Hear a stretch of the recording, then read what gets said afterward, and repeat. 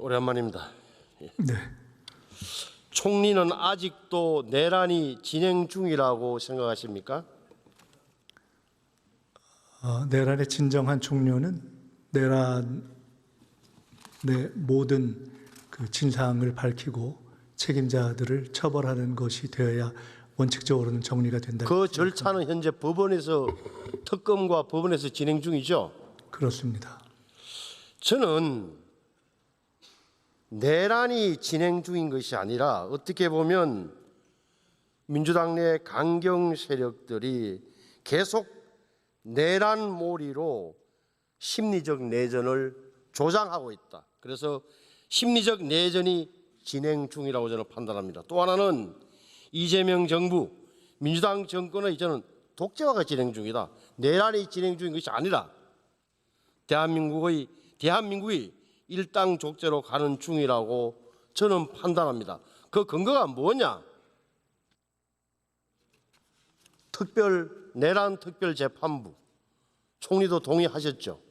내란 특별재판부가 왜 필요합니까? 별도의 재판부가. 내란 특별재판부의 구체적인 최종 상이 아직 나오지 않았기 때문에 그것을 그 전제로 말씀드릴 수는 없습니다만은 내란이라는 특별한 상황에서 그것을 공정하고 독립적으로 다루는 재판이 필요하다. 그런데 현재의 사법부와 대법원을 보면서 그에 대한 실망이 존재한다라는 것 때문에 최초 문제 제기가 국민들 사이에서 시작된 것으로 이해하고 있습니다. 내란 재판부, 좀 더 정확하게는 지규현 판사 재판부가 재판을 공정하게 않는다고 판단하면 재판부 기피 신청을 하면 될 일입니다. 특별재판부는 위헌이라는 것이 너무 명백합니다. 한번 보세요. 지금 근거로 들고 있는 반민특위만 하더라도 재헌헌법에 반민족 행위자를 처벌할 수 있다는 규정이 근거로 만들어졌고 3.15 부정선거 후에 특별재판부도 헌법을 개정했어요. 4.19 이후에 들어선 장면 정권에서 절대 다수가 민주당 의원들이 당선됐지만 자유당 의원들은 2명밖에 당선 안 돼요. 당시 기록을 찾아보면 자유당은 2명, 민주당 의원들이 절대 다수 4.19 지구이기 때문에. 하지만 그들은 헌법을 고쳐서 특별재판소와 특별검찰부를 만들었던 겁니다. 위헌의 소지를 없애기 위해서. 우리의 선배들은 이렇게 한 것입니다. 또 하나, 자, 윤석열 대통령이 비상계엄을 했고 그 해제되자마자 며칠 후에 수사는 진행됐고 국회는 절차대로 탄핵을 의결했고 헌법재판부 받아서 파면한 것 1년의 절차가 법 절차에 따라 진행되고 있습니다. 여기에 무엇이 부족해서 특별재판부를 만들려 하느냐는 게 제 의문이고 결국은 마음에 안 드는 재판부를 바꾸려는 것. 오늘 조희대 대법원장의 사퇴가 나온 것이 결국은 속내를 드러낸 것이다. 다시 말해서 수사는 특검이, 기소도 특검이, 재판도 특별재판소가, 판결도 특별재판소가 일관 공정을 만들어서 마음에 드는 판결을 끄집어내겠다는 것 이상 이하도 아니다. 이것은 독재의 시작이라고 저는 보는 겁니다. 그래서 저는 사법부의 영역은 재판도 내 뜻대로 하겠다는 이런 상권 분립을 훼손하는 것이야말로 저는 기본적인 민주주의 원칙을 어긋난다고 판단하는 겁니다. 총리 다른 생각 있으신가요? 아까도 말씀드렸듯이 의원님께서 말씀하셨듯이 과거의 예가 헌법에 맞는 재판부를 예로 드셨다면 지금 논의되고 있는 특별재판부도 현행 헌법 질서 하에 그에 맞는 형식의 예를 들어 대법원장이 임명하고 법관들 가운데서 판사를 임명하는 그런 방식의 논의가 제기되고 있기 때문에 구체적으로 그것이 논의될 때 또는 입법화될 때 무엇이 위헌이다라고 구체적으로 지적하시면서 국회에서 토론을 하시면 되는 것이 아닌가 싶고 저는 그에 대한 찬반을 말씀드린 것이 아니라 애초에 내란 이후에 최초의 사법부가 내란 자체에 대해서 침묵한 데서부터 시작되는 조금 전에 말씀하신 지규현 재판부까지 이르는 여러 문제에 대한 국민의 불신이 배경이 된 것으로 이해하고 있다라는 말씀을 드린 것입니다. 윤석열 대통령이 어처구니 없는 비상계엄을 선포해서 정권이 바뀌었지만 그렇다고 해서 민주당 정권에게 도깨비 방망이를 씌워준 게 아니란 말입니다. 적어도 우리나라는 적법 절차에서 통치가 돼야 되는 것 아닙니까? 저는 그런 의미에서 매우 위험하게 생각했다는 말씀을 우선 드립니다. 그리고 탄핵 문제만 해도 그렇습니다. 제가 그날 12월 3일 날 제 경험을 말씀드리자면 저는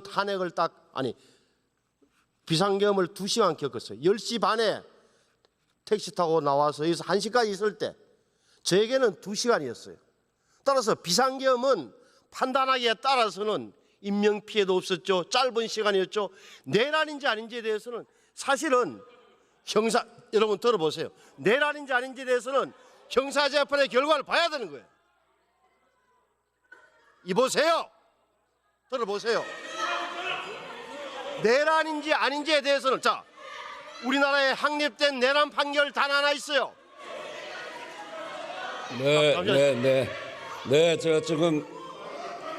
지금 저 대정부 질문이 진행 중이니까 조금 들으시죠. 내란만 이야기 나오면 저렇게 하실 건 아닙니다. 우리나라에 확립된 내란 판결 하나는 전두환 노태우에 관한 것입니다.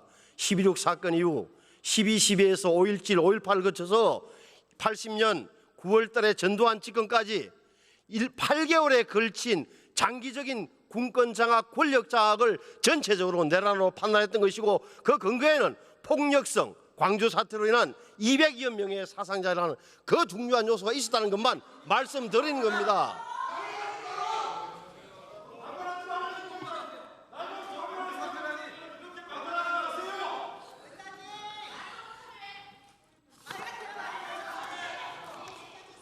자, 그만하시고요.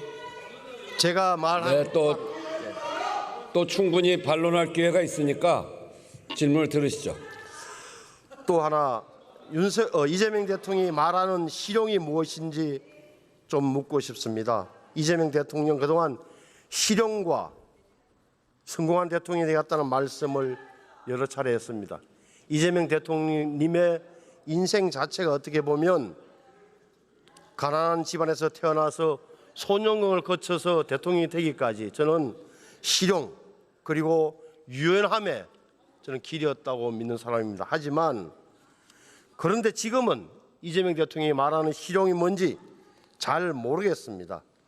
대통령께서는 말로는 실용 외치시고 급할 때는 기업인들 같이 외국 나가지만 국내에서는 국회에서는 상법, 노랑봉투법, 기업 경쟁력을 발목 잡는 이런 법안들이 마구제비로 강행 처리되고 있습니다. 그러니까 도대체 뭐가 실용적인 건지 알 수 없는 상황입니다.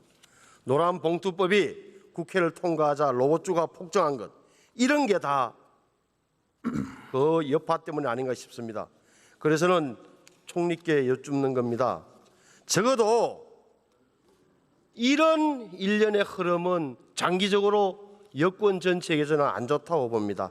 특히 강성 지지층만 보고 가는 정치는 결코 오래 갈 수 없는 겁니다. 정치 회복, 여야 협치 없이 경제 회복이 가능하고 미래 성장이 가능하겠느냐? 정치를 제발 열어달라는 이야기를 하고 싶은 겁니다. 총리의 역할은 어디에 있다고 보십니까? 지금 여러 가지 말씀을 주셨는데 그 가운데 여야의 협치를 이루었으면 좋겠다 하는 말씀을 저희들이 잘 깊이 새기겠습니다. 다만 아까 존경하는 신성범 의원님께서 개헌과 관련해서 본인이 이 의사당에서 쭉 느끼신 바를 말씀하시는 과정에서 계엄이 여러 가지 폭력성이 실제 행사되지 않았기 때문에 내란으로 볼 수 있겠느냐 하는 부분은 저로서는 조금 받아들이기 어려운 그러니까요. 받아들이지 않으셔도 되는데 저는 이것은 법원의 판단에서 확정될 사안이라는 점을 말씀드리는 겁니다. 반려도. 그리고 또 하나는 민심의 무서움에 대해서는 오래 정치를 해온 총리도 잘 아실 겁니다. 1996년 처음에 당선돼 있을 때 그 직전 상황, 조순 시장을 당선시킬 때 얼마나 큰 역할을 했습니까? 그때 민주당은 서울에 25개 구청 가운데 23개를 구청장을 당선시키면서 기억하고 계시죠? 네. 그다음 해 근데 96년에 국회의원 당선되실 때 서울에서 몇 명 당선됐습니까? 동료들이. 그렇게 민심이 빨리 변하는 겁니다. 엄청난 정말 사육사, 호랑이 같다고 사육사를 어떨 때는 따르지만 거역하는 순간 물어버리는 호랑이와 같은 민심, 총리도 잘 알고 계시지 않습니까? 그렇습니다. 그래서 저는 지금은 모든 것이 내란에 뒤에 있는 것처럼 보이지만 바닥에는 민생을 챙기고 국가적 과제를 먼저 정부가 앞장서는 이런 모습을 보여준다고 생각하는 겁니다. 그래서 저는 총리께서 정치적 동반자의 한 분으로서 이재명 대통령과 허심탄회하게 한번 정치적 기조를 어떻게 가지고 갈 것인지를 생각해 주셨으면 좋겠어요. 정말 진지하게 한번 그런 대화를 갖기를 희망합니다. 민생을 최우선으로 해야 된다는 것에 대해서 대통령께서도 그렇게 생각하고 계시고 저도 그렇게 생각합니다. 내란 문제와 관련해서는 가급적 최대한 빨리 법과 원칙에 기초해서 국회 내에서 최대한 빨리 여러 가지 일들이 조사가 또는 진상의 정리가 또는 처벌이 이루어질 수 있도록 서로 협력하는 것이 사실은 바람직하지 않은가 이렇게 생각을 합니다. 총리와 저는 학창 시절을 같이 보냈고 또 대한민국의 구조적 변화를 논의했던 사이이기도 합니다. 그런데 물극필반 항용유해라는 옛말 지나치면 꼭 작용과 반작용의 법칙에 따라서 돌아오게 됩니다. 현명하게 잘 해주시기를 부탁드립니다. 들어가셔도 좋고 법무부 장관님 나와주십시오.